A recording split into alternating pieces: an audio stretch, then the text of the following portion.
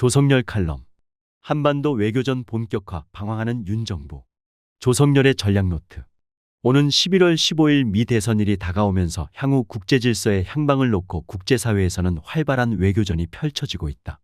미 대선을 딱 1년 앞둔 작년 11월 15일 시진핑 주석이 미국을 방문해 미중 정상회담이 갖고 전술적 대탕트에 합의하면서 각국도 속속 외교전에 뛰어들었다. 금년 4월 10일 바이든 대통령과 기시다 총리가 미일 정상회담을 가진 데 이어 5월 16일에는 시진핑 주석과 푸틴 대통령이 중러 정상회담을 가졌다. 5월 26일에서 27일에는 기시다 총리와 리창 정무원 총리가 방한해 제9차 한중일 3국 정상회담을 개최할 예정이다. 정상회담과 함께 외교장 간회담도 활발하게 전개되고 있다. 작년 11월 26일 부산에서 4년 3개월 만에 한중일 3국 및 양자 외교회담이 열렸고 금년 1월 12일 미일, 2월 21일에서 22일 한일 및 한미일, 4월 26일 미중, 5월 13일 한중 외교장 간회담이 잇따라 개최됐다.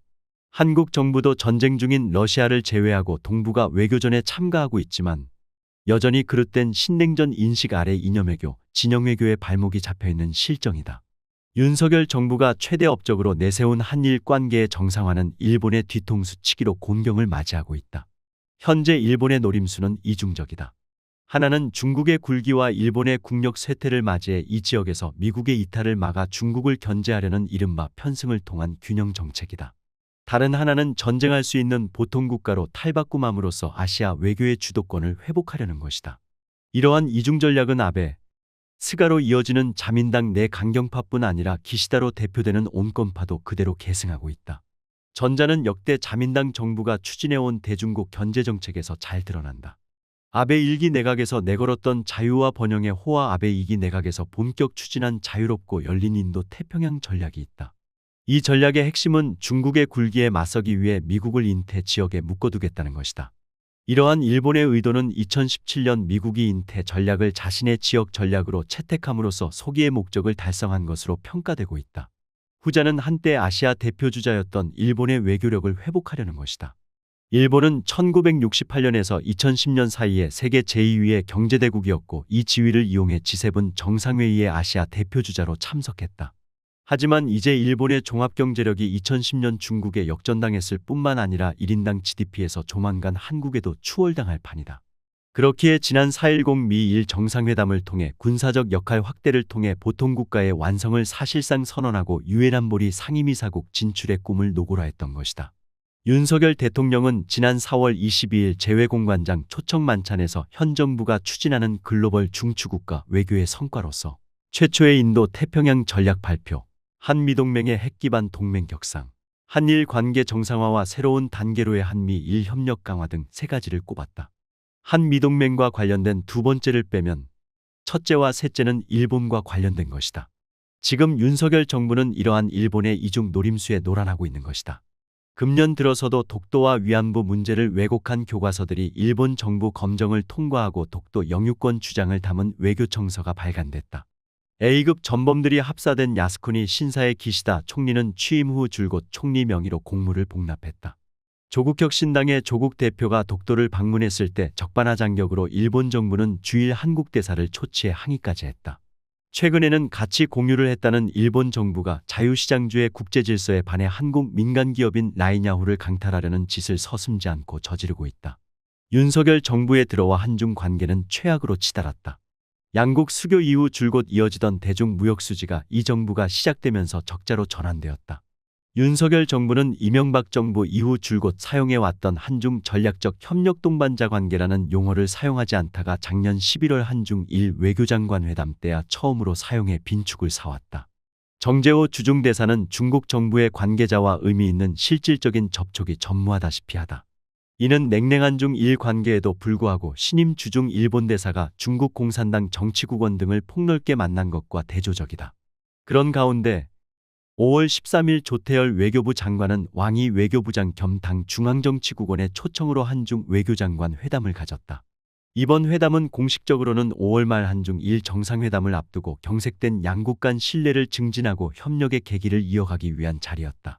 하지만 중국의 속내는 작년 11월 미중 정상회담에서 양국이 전술적 대탕트에 합의한 이후 한국, 일본 등과 관계 회복에 나서면서 윤석열 정부의 의중을 타진하기 위한 것이었다. 이번 한중 외교장관 회담에서 왕이 외교부장은 양국 간의 근본이해 충돌은 없다면서 한중 관계에서 미국의 간섭 배제를 촉구하였다. 또한 한중 경제무역의 규모가 크고 상호보완성이 강하므로 양국이 장기적인 파트너가 되어 보호무역주의에 반대해 세계 자유무역 체계를 지키고 글로벌 공급망의 안정적이고 원활한 흐름에 협력하자고 강조했다. 이에 대해 조태열 장관은 한중 관계와 한미 관계가 제로섬이라고 인식하지 않는다면서 7차례나 협력을 언급하며 양국 관계의 발전 의지를 밝히는 데 그쳤다. 글로벌 공급망 재편 문제는 중국의 최대 현안이자 미국의 대중 정책의 핵심이다. 지난 4월 26일에 열렸던 미중 외교장관 회담에서도 왕이 부장은 블링컨 국무장관에게 미국이 중국의 발전권을 제약한다면서 타리어마를 내세운 미국 주도의 대중 수출 통제 조치를 비난한 바 있다. 이와 관련해 미국 측은 이번 한중 회담에서 미국의 반도체 정책에 대해 어떤 논의가 이루어질지 예의주시했다. 5월 17일 조태열 장관이 블링컨 미 국무장관에게 전화를 걸어 한중 회담의 결과를 설명한 것은 미국의 우려를 해소하기 위한 것이었다. 조태열 장관은 이번 한중 회담이 어떠한 결론을 도출하기보다는 양국의 생각을 허심탄회하게 교환하는 자리였다고 밝히면서 난관이 있더라도 이견이 갈등으로 비화하지 않도록 세심하게 관리하는 가운데 협력의 모멘텀을 이어가도록 하겠다고 밝혔다. 이는 당초 기대했던 한한중 관계의 분위기 반전이 이루어지지 않았음을 보여주는 것이다.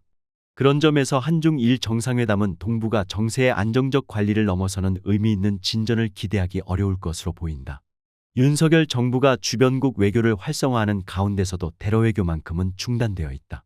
한러 관계와 관련해 지난 4월 27일 장호진 국가안보실장은 러우 전쟁이 끝나면 복원이 가능하다는 낙관 아닌 낙관적 전망을 내놓았다. 본인이 러시아 대사와 양자 외교를 담당하는 외교부 1차관을 지낸 경력이 있고 현재 윤석열 정부의 안보 책임자라는 점에서 어느 정도 그의 발언에 무게가 실린 것은 사실이다. 하지만 그의 국제정세 인식은 아니할 뿐만 아니라 미국 중심의 친서방 정책에서 벗어나지 못했다는 점에서 피동적이다.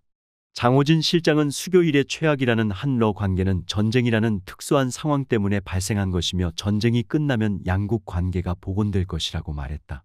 그는 러시아가 한국이 우려하는 핵심 군사기술을 북한에 이전하지 않고 한국이 우크라이나에 살상무기를 지원하지 않는 이른바 레드라인을 지키며 양국이 관계를 관리하고 있다고 밝혔다. 사실 러시아는 주변 사국 가운데 역사적으로나 국제정치적으로 우리에게 가장 리스크가 적은 나라로 평가되고 있다. 특히 러시아의 전신인 소련 시절에 시작된 노태우 정부의 북방외교는 보수, 진보를 넘어 30년간 지속되어 왔다. 하지만 이러한 한러 우호 관계는 윤석열 정부에 들어와 파탄나고 말았다. 러시아의 우크라이나 침공이라는 외생 변수가 작용했다고는 하나 일본이 시베리아 가스전 사업을 포기하지 않고 서유럽 국가들이 러시아와의 경제 관계를 유지하고 있는 점을 보더라도 윤석열 정부의 대러 외교는 잘못 접근하고 있는 것이다. 과거 장 실장은 외교부 1차관 시절에 작년 7월 윤석열 대통령의 우크라이나 방문으로 한러 관계가 최악으로 치닫지 않으리라고 전망했지만 실제로는 그로 인해 한러 관계가 최악의 위기에 빠지는 결과를 낳았다. 쇼이구 국방장관의 방북에 이어 푸틴 대통령과 김정은 위원장이 북러 정상회담을 갖고 양측 간의 군사 교류가 본격화되었다. 그런 점에서 작년은 물론 이번 그의 한러 관계 전망은 지나치게 아니하다고 할 수 있다. 실제로 그는 한러 관계의 복원과 관련해 국제정세 가속화 등 심각한 외생 변수가 없을 것, 우크라이나전 이전으로의 정상화 두 가지를 조건으로 제시했다. 하지만 그의 발언대로 한다면 우리의 대러 외교는 끊임없이 외생 변수에 끌려갈 수밖에 없다. 또한 우크라이나 동부 지역은 물론 크림반도까지의 완전 회복을 목표로 하는 젤렌스키 평화 공식이 유지되는 한 우크라이나 전쟁 이전 정상화는 요원한 일이다. 결국 한국 외교 스스로 아무것도 할 수 없고 하지 않겠다는 외교 무능의 자기 고백일 뿐이다. 윤석열 정부에 잇따른 외교적 노력에도 불구하고 관련국들의 반응은 영 신통치 않다. 일본은 윤석열 정부의 굴종적인 짝사랑에도 불구하고 외교력 회복과 국익 추구, 한반도 영향력 확대를 위해 이율배반적인 태도를 취하고 있다. 중국과 러시아도 중-러 정상회담 공동성명을 통해 한미 1-3자 안보협의회 등 제3국을 겨냥한 안보협력체에 대한 반대 의사를 분명히 하고 미국이 조성한 군사적 긴장과 대북 제재 압박을 풀기 위해 실질적인 조처를 하라고 촉구하면서 북한을 비롯한 당사국들이 만나 한반도 문제를 정치적 외교적 수단을 통해 해결할 것을 지지한다고 밝히고 있다. 더 나아가 중러양 정상은 두만강 하류에서 중국 선박의 항해 문제에 대해 북한과 함께 건설적인 의견 교환을 계속할 것이라고 밝혔다. 이것은 중국이 오랫동안 동해 쪽 출해구를 확보하고자 했으나 북한과 러시아의 겁으로 실현되지 못했던 것이다. 만약에 중국이 출해구를 확보하게 되면 동북 삼성의 물류난이 해소될 수 있을 뿐만 아니라 북극해 항로도 확보할 수 있게 된다. 이번에 러시아가 합의해 주었기 때문에 북한은 더욱 거센 압박에 내몰리게 될 것으로 보인다. 이 문제는 한민족 전체의 이익과 관련된 문제이지만 윤석열 정부는 이 문제를 북한과 협의할 어떠한 대화 창구도 갖고 있지 못하다. 북한의 반응도 매우 비판적이다. 5.16 한중 외교장관 회담에서 조태열 장관이 왕이에게 한반도 평화, 안정과 북한 비핵화를 위해 유엔 안보리 상임이사국인 중국의 건설적 역할을 당부하자 5월 16일 박명호 외무성 중국 담당 부상은 한국 외교관들이 20세기 캐캐묵은 정객들의 외교 방식인 청탁과 구걸 외교로 아무리 그 누구에게 건설적 역할을 주문한다고 해도 우리는 자기의 생명과도 같은 주권적 권리를 절대로 포기하지 않을 것이라고 비난했다. 남북관계를 규정하는 규범이 부재한 상태에서 대화 창구마저 없는 윤석열 정부에게는 뼈아픈 지적이 아닐 수 없다. 윤석열 외교의 근본적인 문제는 국제정세의 신냉전 인식과 진영외교, 이념외교적 접근에 있다.